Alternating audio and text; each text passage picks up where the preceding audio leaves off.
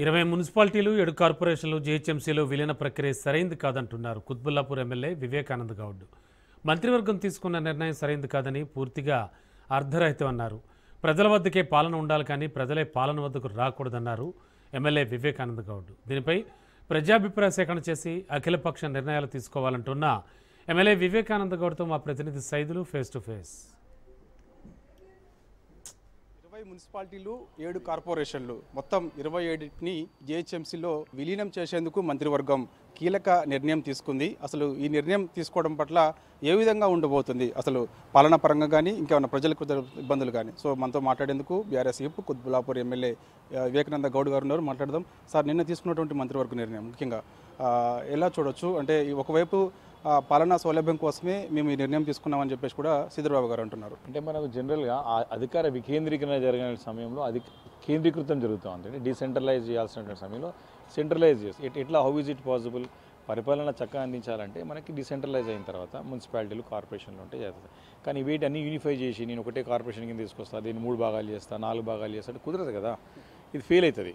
కాబట్టి మేము గతంలో మా అనుభవం రీత్యా మేము కుత్బుల్లాపూర్ గతంలో గ్రామ పంచాయతీగా మున్సిపాలిటీగా తర్వాత కార్పొరేషన్లో అయినటువంటి పరిణామాలు చూసాం. మేము ఇంకా కూడా మాకు సమయం ఉంది. ఈ 27 మున్సిపాలిటీలో చాలా సరే 1-2 ఉంటే కలిపితే ఒక అర్థం ఉంది తప్ప ఒకేసారి రింగ్ రోడ్ లోపల ఉన్నటువంటి అన్ని మున్సిపాలిటీలను కలుపుతా అనేది మాత్రం పూర్తిగా అది అంటే అర్ధరహితం. ఇది there is no point in unifying all those municipalities into one corporation which doesn't yields any results. అంటే మనకి ఎలాంటి ఫలితం 27 మున్సిపాలిటీలని జీహెచ్ఎంసీలో విలీనం చేసే ప్రతిపాదన ఎప్పటి నుంచో ఉంది. ప్రజాప్రభుత్వం కాబట్టి మేము ఈ నిర్ణయం తీసుకున్నామని చెప్పేసి కూడా మంత్రులు చెప్తున్నారు. సో మరోవైపు ఏమో అఖిలపక్షం ఏర్పాటు చేయాలి, అక్కడ అసలు ప్రజాపేర సేకరణ చేయాలని మీరు అంటున్నారు. సో ఎటువంటి సేకరణ లేకుండా విలీన ప్రక్రియ చేసేందుకు ముందుకు వస్తుంది ప్రభుత్వం, ఇబ్బందులు ఇలా ఈ విధంగా తలెత్తే అవకాశం ఉందని అంటున్నారు. సో ఎటువంటి మరి ఒకవేళ మీరు ఎటువంటి కార్యాచరణ సిద్ధం చేస్తారు? కేవలం పైరవీకారులకి బడా వ్యాపారులకి లాభం చేసే విధంగా ప్రయత్నం జరుగుతుంది.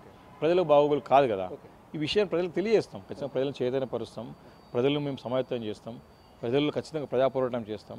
అవసరం ఉంటే న్యాయస్థానంలో కూడా ప్రజలకు ఒక ఇంట్రెస్ట్ బట్టి న్యాయస్థానంలో కూడా మేము అప్రోచ్ అవుతాం. ఇట్లా వీలైతే పబ్లిక్ ఇంట్రెస్ట్లో నిర్ణయం తీసుకున్నప్పుడు వీ వెల్కమ్ ఇట్. బట్ ఇది ప్రజల యొక్క అభిప్రాయం వ్యతిరేకంగా తీసుకునే నిర్ణయంగా స్పష్టంగా కనపడతా ఉంది. కాబట్టి ఇంత పెద్ద నిర్ణయం తీసుకునేటప్పుడు అట్లీస్ట్ అసెంబ్లీలో మేము అడిగినాం, వీ హ్యాస్ట్ ఆన్ రికార్డ్ అడిగితే ఇలాంటి ఆలోచన ఏం లేదు ఇప్పుడు అని చెప్పేసి అన్నారు.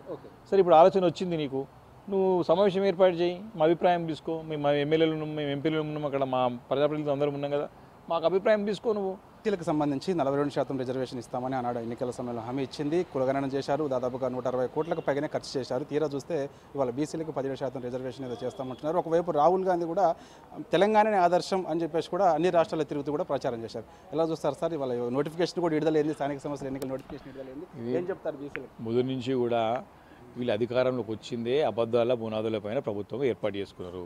6 గ్యారెంటీలు, 420 ప్రామిసెస్, 6 గ్యారెంటీలు, 420 హామీలు ఒక్కటనే నెరవేర్చిండ్రా?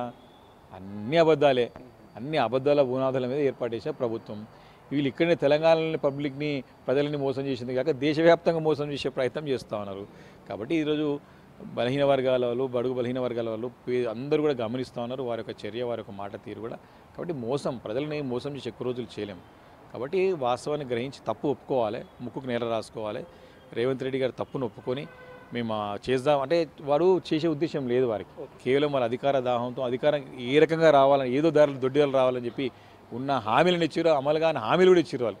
కాబట్టి ప్రజలు సరే కొన్ని నమ్మినారు, ఇప్పుడు వాస్తవం గ్రహిస్తూ ఉన్నారు, బాధపడుతూ ఉన్నారు. కాబట్టి తప్పకుండా భవిష్యత్తులో వాళ్ళకి ప్రజాకోర్టులో శిక్ష తప్పదు. జీహెచ్ఎంసీలో మొత్తం 27 మున్సిపాలిటీని విలీనం చేస్తున్నామని తీసుకున్న నిర్ణయం మంత్రివర్గం ఏదైతే ఉందో అది సరైనది కాదు. ఎందుకంటే ప్రజాభిప్రాయ సేకరణ చేయాలి, ప్రతిపక్ష పార్టీని కూడా సంప్రదించాలి, అవసరమైతే అసెంబ్లీ సమావేశం కూడా ఏర్పాటు చేయాలి. చేసిన తర్వాత ఇలాంటి నిర్ణయం తీసుకోవాలి. దాని తర్వాత బీసీలకు ఇచ్చినటువంటి మోసం కూడా కాంగ్రెస్ పార్టీ చాలా స్పష్టంగా కనిపించిందని చెప్పేసి కూడా బీఆర్ఎస్ కుత్బుల్లాపూర్ ఎమ్మెల్యే వివేకానంద గౌడ్ చెప్తున్నారు. వీడియో జర్నలిస్ట్ వెంకట్తో సైదులు.